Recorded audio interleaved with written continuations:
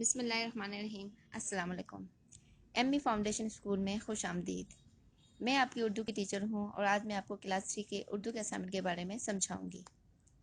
اس assignment میں آپ کو 6 ٹاسک دیے گئے ہیں جو کہ آپ نے 6 دنوں میں مکمل کرنے ہیں۔ سب سے پہلے حضرت نوح علیہ السلام کی بلند خوانی کریں گے اور کاپی میں اچھا سا ٹائٹل پیج بنائیں۔ دوسرے نمبر پر صفحہ نمبر 10 سے نئے الفاظ کے معنی کاپی میں کریں اور معروضی سوال نمبر 1 کتاب میں کریں۔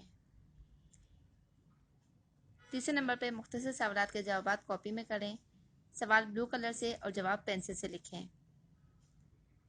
چوتھے نمبر پہ الفاظ کے جملے بنائیں اور خط کشیدہ الفاظ کی جمع بنا کر جملے دوبارہ لکھیں۔ پانچویں نمبر پہ صفحہ نمبر 24 سے تفہیم کچھوا اور خرگوش کی بلند خوانی کریں اور دی گئی تصاویر کے مطابق کہانی کے بے ترتیب حصوں کو درست نمبر دیں۔ تفہیم کے سوال جواب کتاب میں کریں۔ یہ تمام اسائنمنٹ آپ نے 6 دنوں میں مکمل کرنا ہے۔ آئیے اب کتاب کا صفحہ نمبر 8 کھولیں اور میرے ساتھ ساتھ آپ لوگ بھی ریڈنگ کریں۔ سبق کا نام ہے حضرت نوح علیہ السلام کی کہانی۔ حضرت نوح علیہ السلام اللہ کے نبی تھے۔ نبی وہ لوگ ہوتے ہیں جو لوگوں کو اچھی باتیں بتاتے اور برے کاموں سے منع کرتے ہیں۔ اللہ کی آخری کتاب قرآن پاک میں کچھ نبیوں کے نام اور ان کی کہانیاں ہیں۔ ان میں سے ایک کہانی حضرت نوح علیہ السلام کی ہے۔ چلیں اب آپ میرے ساتھ ریڈنگ کریں۔ حضرت نوح علیہ السلام اللہ کے نبی تھے۔ وہ لوگوں کو اچھے کام کرنے اور برے کاموں سے بچنے کے لیے کہتے رہے۔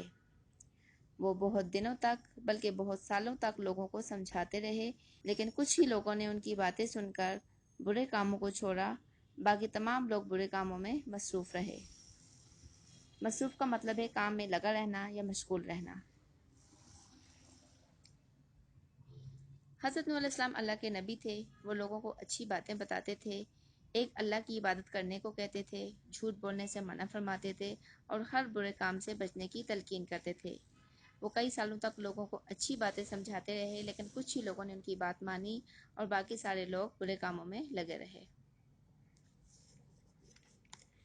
جب اتنے بہت سے سالوں تک ان کی کوششیں کامیاب نہ ہوئیں تو اللہ نے ان لوگوں کو سزا دینے کا فیصلہ کیا۔ اللہ نے حضرت نوح علیہ السلام کو ایک بڑی کشتی بنانے کا حکم دیا۔ حکم کا مطلب ہے ارشاد یا فیصلہ کن بات۔ اللہ تعالیٰ نے حضرت نوح علیہ السلام کو حکم دیا کہ وہ ایک بہت بڑی کشتی بنائیں۔ حضرت نوح علیہ السلام بغیر کچھ سوال کیے، بغیر کچھ کہے جنگل میں جا کر لکڑیاں کاٹنے لگے اور ان کے ساتھیوں نے بھی ان کی مدد کی۔ دوسرے لوگ جو نافرمان تھے وہ ان کا مذاق اڑاتے تھے اور کہتے تھے کہ یہاں تو کوئی سمندر یا دریا نہیں ہے تو یہ کشتی کہاں چلائیں گے۔ حضرت نوح علیہ السلام اور ان کے ساتھی ان باتوں کا کوئی جواب نہ دیتے اور اپنے کام میں لگے رہتے۔ کچھ دنوں میں بہت بڑی کشتی تیار ہو گئی تو اللہ نے حکم دیا کہ تمام جانوروں اور پرندوں کا ایک ایک جوڑا اور کھانے پینے کا سامان کشتی میں رکھ لو۔ انہوں نے اللہ کا حکم مانا اور ویسا ہی کیا جیسا اللہ نے حکم دیا تھا۔ تمام جانوروں جیسے ہرن ہرنی، گائے بیل، گھوڑا گھوڑی وغیرہ کو کشتی میں سوار کر لیا۔ پھر اللہ نے حکم دیا کہ اب کشتی میں سوار ہو جاؤ۔ انہوں نے ایسا ہی کیا۔ جو لوگ دیکھ رہے تھے وہ مذاق اڑانے لگے، ارے ان سب کو کیا ہو گیا، یہ کیوں کشتی میں بیٹھ رہے ہیں؟ نافرمان لوگوں میں حضرت نوح علیہ السلام کا بیٹا بھی شامل تھا۔ نافرمان کا مطلب ہے حکم نہ ماننے والے۔ حضرت نوح علیہ السلام نے اس سے پہلے بھی سمجھایا تھا لیکن وہ نہ مانا۔ ایک بار پھر انہوں نے اسے بلایا مگر اس نے کہا میری فکر نہ کریں، مجھے کچھ نہیں ہوگا۔ فکر کا مطلب ہے خیال یا پریشانی۔ حضرت نوح علیہ السلام خاموشی سے کشتی بناتے رہے، لیکن جب کشتی تیار ہو گئی تو انہوں نے اللہ کے حکم کے مطابق تمام جانوروں اور پرندوں کا ایک ایک جوڑا کشتی میں سوار کیا۔ پھر اللہ کے حکم سے خود بھی اس کشتی میں سوار ہو گئے اور اپنے ساتھیوں کو بھی سوار کر دیا۔ سارے نافرمان لوگ ان کا مذاق اڑانے لگے۔ حضرت نوح علیہ السلام کے ایک بیٹے بھی نافرمان تھے۔ انہوں نے اسے بلایا لیکن اس نے یہ کہا کہ میری فکر نہ کریں، مجھے کچھ نہیں ہوگا۔ اچانک بادل آ گئے اور بہت تیز بارش ہونے لگی۔ تھوڑی دیر میں ایسا لگا کہ جیسے زمین سے بھی پانی ابل رہا ہو۔ چاروں طرف پانی ہی پانی ہو گیا۔ لوگ اپنی جان بچانے کے لیے ادھر ادھر بھاگنے لگے۔ کچھ درختوں پر چڑھ گئے اور کچھ مکانوں کی چھتوں پر، لیکن اتنا پانی ہو گیا کہ درخت بھی ڈوب گئے اور مکان بھی، یہاں تک کہ جس پہاڑ پر حضرت نوح علیہ السلام کا بیٹا اپنی جان بچانے کے لیے چڑھ گیا تھا وہ بھی ڈوب گیا۔ سارے نافرمان لوگ ڈوب گئے اور حضرت نوح علیہ السلام کی کشتی پانی میں اوپر ہی اوپر تیرتی رہی۔ بہت دنوں بعد بارش رکی، سورج نکلا۔ کشتی میں سوار لوگ سورج کو اتنے دن بعد دیکھ کر بہت خوش ہوئے۔ پانی کم ہونے لگا اور ان کی کشتی ایک پہاڑ کے ساتھ جا لگی جس کا نام جودی ہے۔ لوگ کشتی سے اترے اور اللہ کا شکر ادا کیا۔ سارے جانوروں کو بھی خشکی پر چھوڑا، خشکی یعنی زمین، اور یوں یہ دنیا دوبارہ بسی۔ بسی کا مطلب ہے آباد ہوئی۔ امید ہے کہ آپ لوگوں کو یہ اچھی طریقے سے چیپٹر سمجھ آ گیا ہوگا۔ اب چلتے ہیں اپنے دوسرے کام کی طرف۔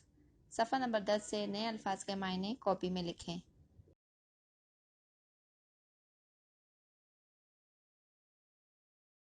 اور معروضی سوال نمبر 1 کتاب میں کریں۔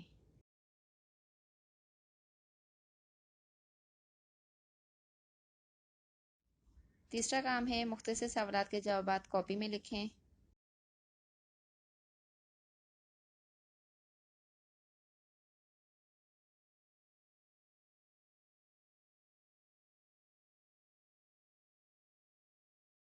چوتھا کام ہے الفاظ کے جملے بنائیں۔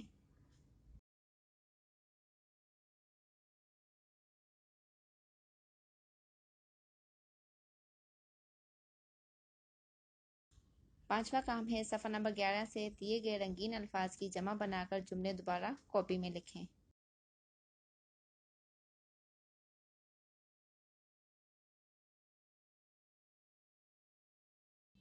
چھٹا کام ہے صفحہ نمبر 24 سے تفہیم کچھوا اور خرگوش پڑھیں۔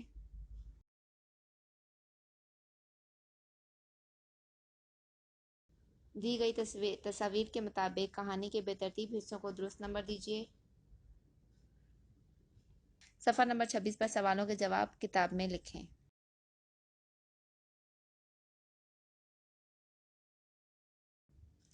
امید ہے کہ اب آپ کو سارا اسائنمنٹ اچھی طرح سمجھ آ گیا ہوگا۔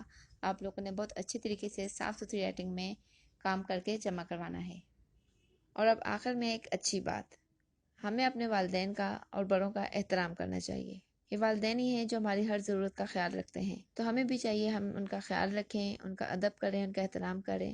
اسی طرح بڑوں میں ہمارے اساتذہ بھی آتے ہیں، تو ہم اپنے اساتذہ کا بھی احترام کریں، اسی میں ہماری کامیابی ہے۔